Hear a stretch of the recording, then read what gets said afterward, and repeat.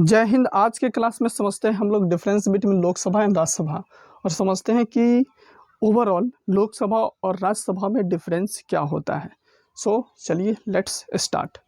देखिए, लोकसभा आर्टिकल 81 लोकसभा के बारे में बात करता है और आर्टिकल 80 राज्यसभा के बारे में बात करता है और आर्टिकल 81 लोकसभा के बारे में बात करता है। तो ये दो डिफरेंस देखिए आप, ठीक। दूसरा, लोकसभा का जो चुनाव होता है ना, वो प्रत्यक्ष होता है, मतलब डायरेक्ट इलेक्शन होता है। मतलब हम लोग वोट देते हैं और अपने रिप्रेजेंटेटिव को चुन कर भेजते हैं लोकसभा में, तब वो लोकसभा का मेंबर बनता है। लोकसभा का चुनाव डायरेक्ट होता है यानी प्रत्यक्ष होता है। राज्यसभा का चुनाव अप्रत्यक्ष चुनाव होता है यानी इनडायरेक्ट होता है। यानी जो राज्यसभा का मेंबर है ना, उसको हम लोग नहीं चुनते हैं, जो हमारे रिप्रेजेंटेटिव है लेजिस्लेटिव असेंबलीज में, वो लोग चुनते हैं उसको। यानी राज्यसभा के मेंबर को लेजिस्लेटिव असेंबलीज के मेंबर चुनते हैं। तो राज्यसभा का इलेक्शन इनडायरेक्ट होता है यानी अप्रत्यक्ष होता है। लोकसभा का इलेक्शन प्रत्यक्ष यानी डायरेक्ट होता है। लोकसभा को लोकप्रिय या चर्चित सदन भी बोला जाता है, यानी पॉपुलर सदन भी बोल देता है। उसी तरह राज्यसभा को शिक्षितों का सदन बोलता है, मतलब यहाँ पे पढ़े लिखे कुछ लोग ज़्यादा आते हैं, इसलिए इसको शिक्षितों का सदन बोलता है, ठीक है। देखिए, लोकसभा का कार्यकाल 5 साल के लिए होता है और जो उसका मेंबर होता है वो भी 5 साल के लिए चुना जाता है। लोकसभा 5 साल से पहले भी विघटित हो सकता है, यानी लोकसभा का डिसोल्यूशन 5 साल से पहले भी हो सकता है। अगर किसी सरकार को मेजॉरिटी नहीं है लोकसभा में, तो वो लोकसभा में सरकार 5 साल से पहले भी गिर सकता है। तो लोकसभा का कार्यकाल 5 साल के लिए तो होता है, लेकिन लोकसभा 5 साल से पहले भी विघटित हो सकता है।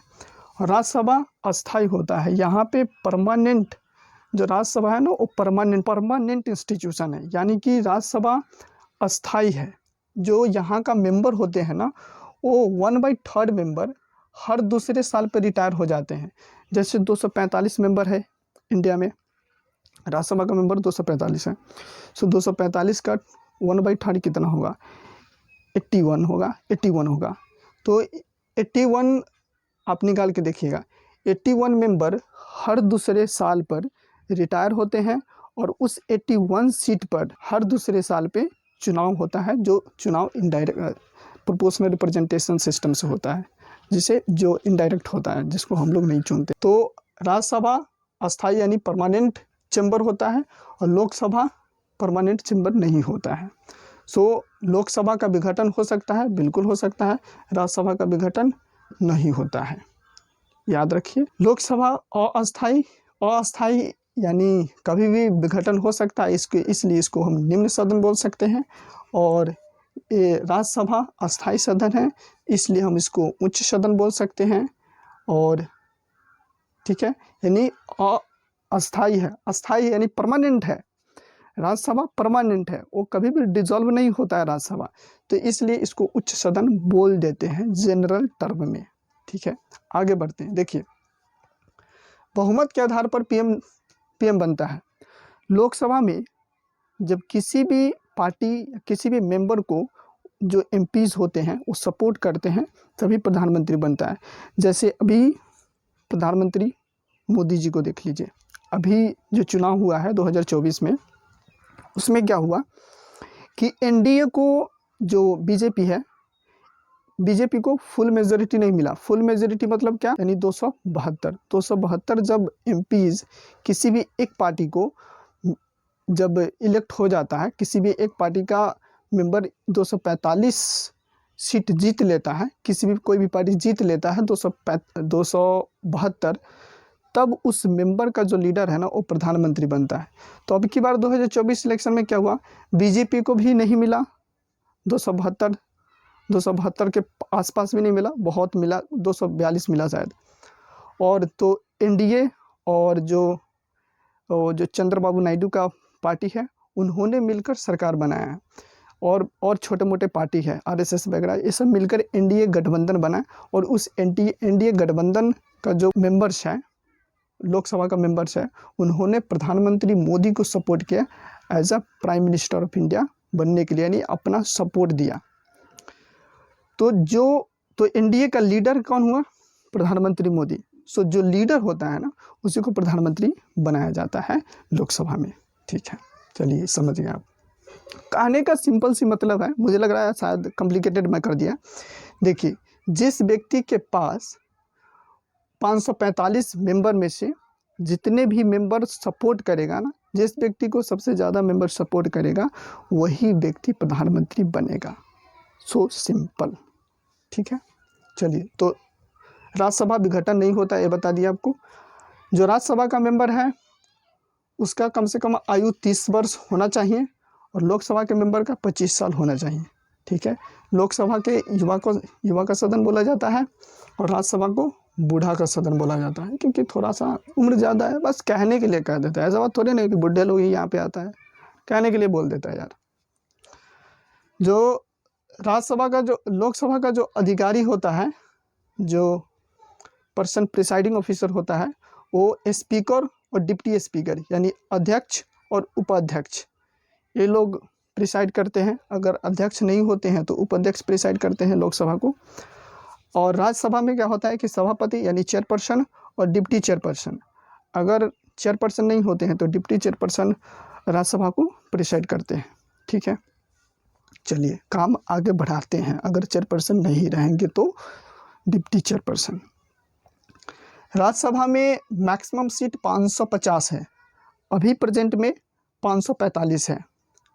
जो अभी 2020 से पहले एंग्लो इंडियन का नॉमिनेशन होता था, जो 2019 में 104th कॉन्स्टिट्यूशनल अमेंडमेंट एक्ट के तहत उसको ख़त्म कर दिया कि 2020 के बाद भाई मैं तेरे को अब नॉमिनेट नहीं करूँगा as a member of Lok Sabha, है ना। अगर तुमको आना है तो चुन करा, इलेक्ट हो करा, तो मैं अब तुमको ऐसे नॉमिनेट सीधा नहीं करने वाला है।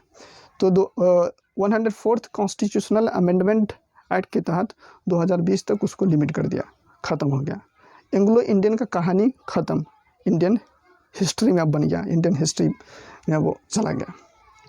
सो अभी प्रेजेंट में 543 मेंबर है, 543 और 5 को कहाँ गया, तो 5 गो इधर पॉक वाला हो गया, पाकिस्तान ऑक्युपाइड कश्मीर। तो पॉक वाले को हम लोग विरोध जताने के लिए 5 सीट को खाली रखते हैं, तो 5 को इधर चला गया, तो बच गया 543। 543 में से 524 जो है वो स्टेट से इलेक्ट होकर आता है और 19 यूनियन टेरिटरी से इलेक्ट होकर आता है। समझ गए। अभी प्रेजेंट में 543 मेंबर अपने लोकसभा में है, जिसमें से 524 मेंबर स्टेट से इलेक्ट होकर आता है, यानी राज्य से, जितने भी राज्य हैं इंडिया में, और 19 यूटी से, यूनियन टेरिटरी से, यानी संघ राज्य से। ठीक है, इधर आते हैं हम लोग। देखिए यहाँ हम लोग चेयरपर्सन और डिप्टी चेयरपर्सन बता दिया आपको। एक और इन्फॉर्मेशन, जो वाइस प्रेसिडेंट ऑफ इंडिया होता है ना, वही चेयरपर्सन के काम करता है राज्यसभा में, तो ये आप कंफ्यूज नहीं होइएगा।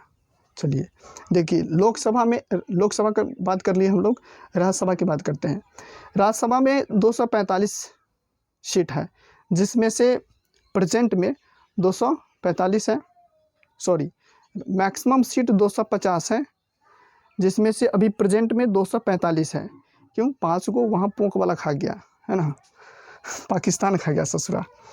तो नॉमिनेटेड इस 545 में से 12 को हम लोग नॉमिनेट करते हैं, हम लोग मतलब प्रेसिडेंट ऑफ इंडिया नॉमिनेट करता है। सो 245 में 225 मेंबर स्टेट से इलेक्ट होकर आता है। ठीक, स्टेट्स का लेजिस्लेटिव असेंबलीज उसको इलेक्ट करके भेजता है, और जो 8 मेंबर है वो यूटी से आता है, यूनियन टेरिटरी से, और जो 12 मेंबर है वो प्रेसिडेंट साहब नॉमिनेट करता है। तो आप समझ गए ना। देखिए सिंपल सी है, जितने भी प्रेजेंट में हैं उसमें 543 है लोकसभा में, तो 524 स्टेट से, 19 यूटी से। उसी तरह 245 प्रेजेंट में हैं, तो 225 स्टेट से और 8 यूटी से। 12 नॉमिनेट करता है प्रेसिडेंट। और ये नॉमिनेट कौन कौन व्यक्ति इसमें नॉमिनेट हो सकता है, जिसके बाद आर्ट्स में, लिटरेचर में, साइंस में, है ना, सोशल सर्विसेज, इस सब में महारत हासिल है ना, उसको नॉमिनेट कर देते हैं। क्यों? थोड़ा अच्छे लोगों को तो चुनाव के जो प्रक्रिया है उससे बाहर रखा जाता है, ताकि उनको अच्छे लोग रिप्रेजेंट कर पाए, है ना। अच्छे लोग भी चुनावी झंझट से मुक्त होकर राज्यसभा में बैठकर देश के लिए अच्छे कानून बना सके। इसलिए नॉमिनेशन का ये प्रावधान इंडियन कॉन्स्टिट्यूशन में रखे हैं हमारे फाउंडिंग फादर, जो हमारे संविधान निर्माता हैं। तो राज्यसभा और लोकसभा में बहुत ही सिंपल अंतर है। आप इसका स्क्रीनशॉट ले लीजिए और मिलेंगे हम लोग नेक्स्ट वीडियोज़ में। तब तक आप अपना ख्याल रखिए। जय हिंद।